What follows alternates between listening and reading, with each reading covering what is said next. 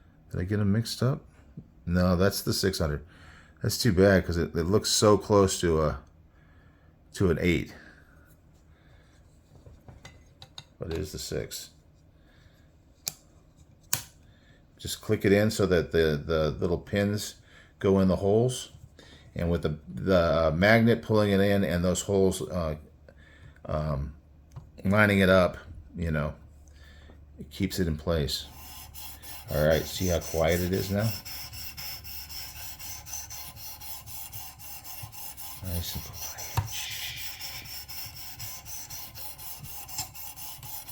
17-degree edge. I think I've either had 20s or 18s in this Faulkner 5, but this is the only 17-degree, which means it does have a more acute angle, which means it's going to cut more easily.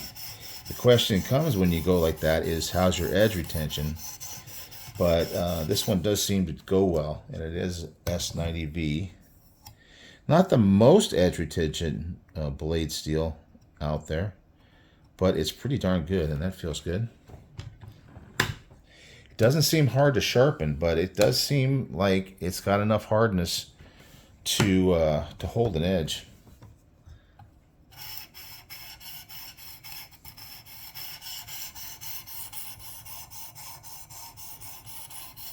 So I am very happy with this knife. I think as I sharpen more, I may be more sensitive and be able to notice the difference in the steels a little bit more. Maybe do more cut tests and things like that. I will be able to have a better comparison from one to the other. But that's feeling pretty good. I'll go a couple more times and we'll jump up. All right. Like on that Chavez, I definitely went down to the lowest grit that I have. I think it's a 250 or something. Just to make sure I really got that edge, because it was having trouble on that cut test. Wow, that feels pretty darn good. We'll flip it over and just give it a couple times across. Try not to get too much of a burr. Just kind of knock the burr off is what they talk about. Okay, that feels like there might be a little burr there. I really want to get that feel down. I am starting to get that point where when I'm on a stone, hand sharpening, that I can feel where the edge is. It's a little burr on that. I think I'll get it back over. And you know, that's really important, because that's where most people go wrong. They just don't get the stone onto that bevel correctly. Okay, that feels good. And then so we're gonna move up to the 800, and then you kind of you start sharpening what would be, what would be the edge here. You start sharpening it, and you're kind of sharpening it like, this is an exaggeration, like this or like this, and you're not getting it on there as you're pushing across the stone. If this is the edge bevel, not the primary bevel, but that secondary bevel, you want it to be flat against the surface. Even it is at an angle, but you want that angle to be right on the surface. And if you get it rocked up a little bit, then you're going to round off your tip, and you just don't want that. And that's the reason why you really got to practice your hand sharpening, and be very careful. And then you want to hold it all the way through as you're going across the stone. And that's another trick, to keep it at the same angle as you go across, and not like go across part and then kind of rock it either backward or forward, because that's going to mess up your edge.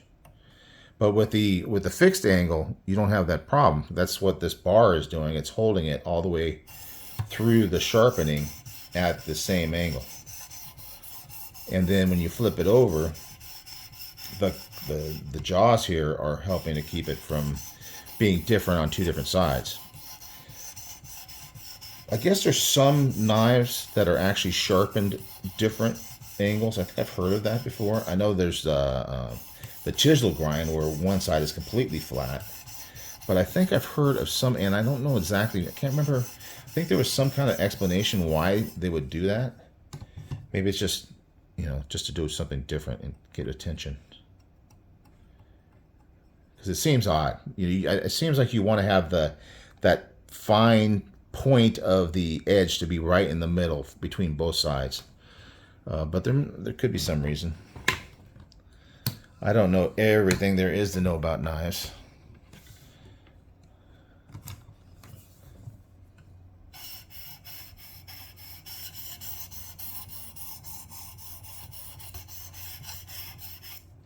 See how that feels.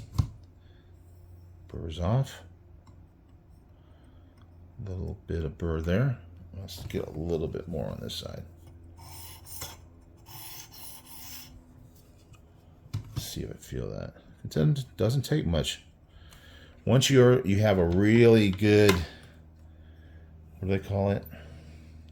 Apex. It doesn't take much, and you don't need to take off much steel to get a bevel.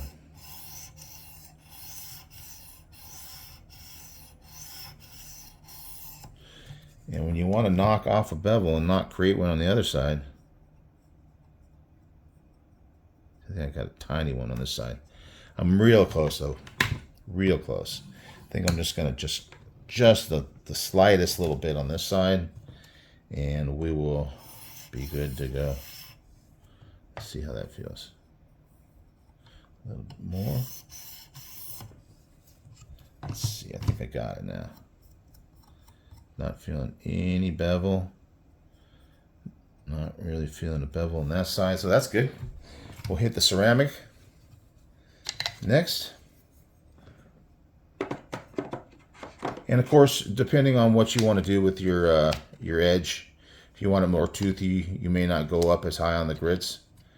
I'm kind of trying to get a feel for that. You know, I'm not quite there yet to the point where I feel super comfortable about. But you know, every time that I've sharpened this go round on the Faulkner 5, it's worked out really well, and I've been very happy. So I'm not going to change something that's working. But if I find a steel, of course these are pretty good high-end steels on most of these knives.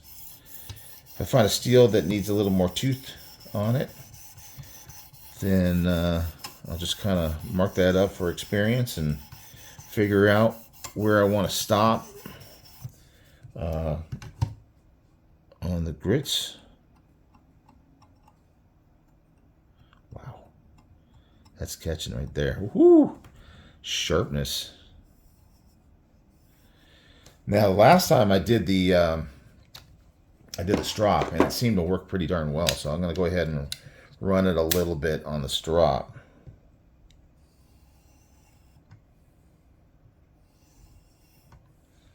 Just to see what that does for it. I usually do the stropping by hand, and I will more often strop than sharpen knives. But because I carry this for an entire week, which some people will do all the time with their knives, but I rarely do, I figured go through the whole sharpening ceremony here.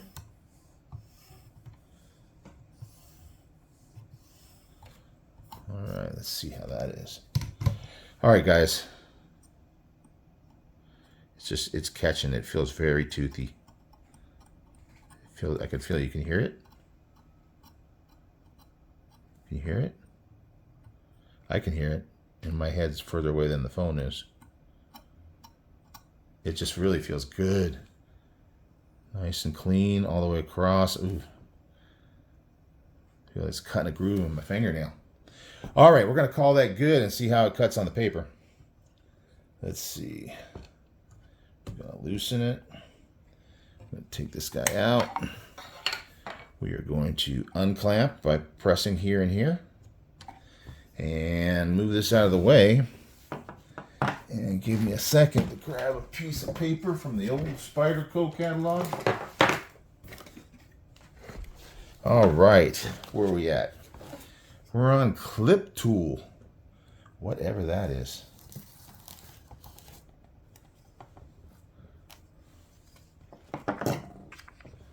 That's interesting.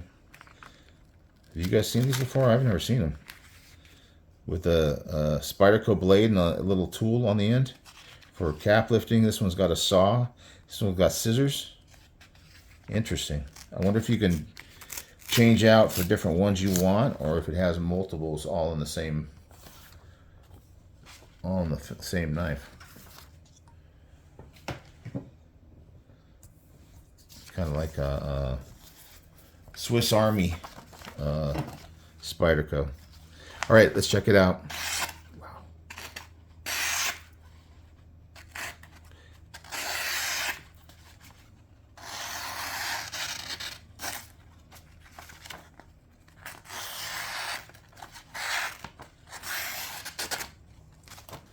Okay, it feels pretty good. Let's see how it goes through the paper. I've got the fan on. Let me turn that off so I'm not blowing this thing around. Okay. I want to see how it does when you just kind of lay the blade on it and drop it down through. Doesn't seem to be doing, that's weird. So this might be, oh, here we go. This might be one where it wants to have a different kind of grind on it. That's interesting. You remember I was saying, I mean, it's cutting better than it was before, where I said that there was something about the edge that didn't seem 100%. It's cutting better than that. But it almost feels like it's hanging up on something. That is just interesting. Because, like I said, it cut the best of all the knives on the cutting test, and yet, I wonder if it's the grind, because you got the that grind that you can see on the blade. You can see the grind lines. Maybe that is just a little bit of friction that is letting that it really cuts through with the tip. Comes right out. See if I poke at it, it goes right in and right through. But from the edge, gotta hold it good. Yeah, see it tears there?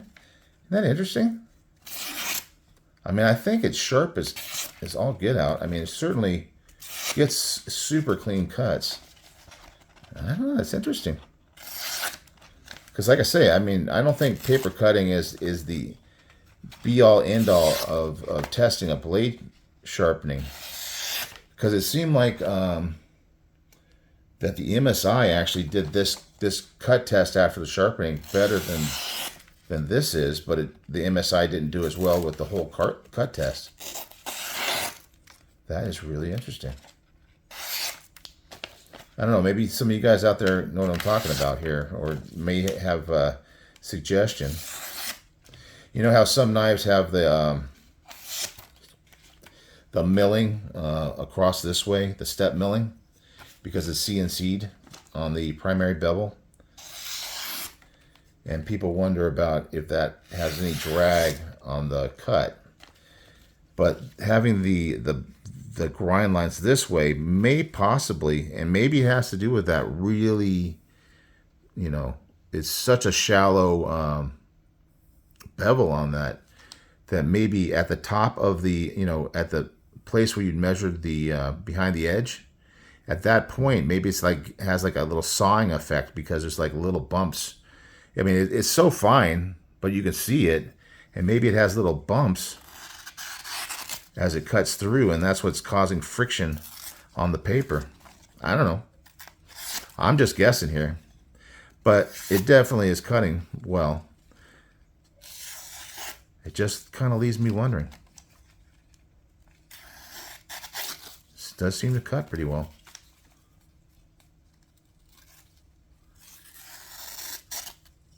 Yeah, see, it's not quite as quiet.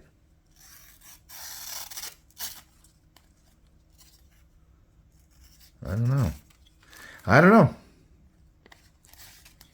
We're going to leave this one with a question mark.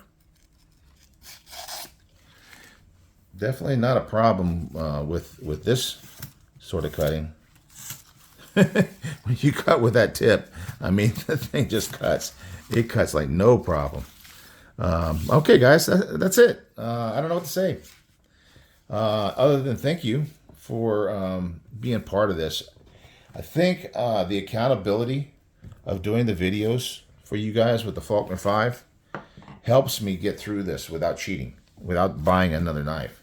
I mean, obviously we had two new knives come in. One was from a giveaway and one I had bought before the Faulkner 5 started. But yeah, you guys kept me on track and I made it through. I mean, now it's just a few more days. I'm definitely getting ready to pack up. Like I said, I bought some of those. I bought like some shaving cream for the suitcase. It's a little bit, you know, a little container of that.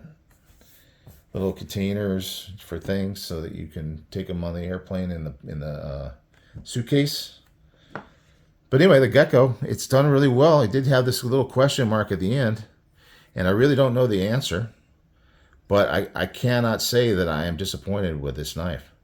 It did so well. So well. We'll do a little wrap up. I might do it today. I probably will do it right now. But I don't want to do it at the end of this video because I know this is long. I'm going to get this thing uploading, and then I'll film the other one, and I'll upload the other one tonight.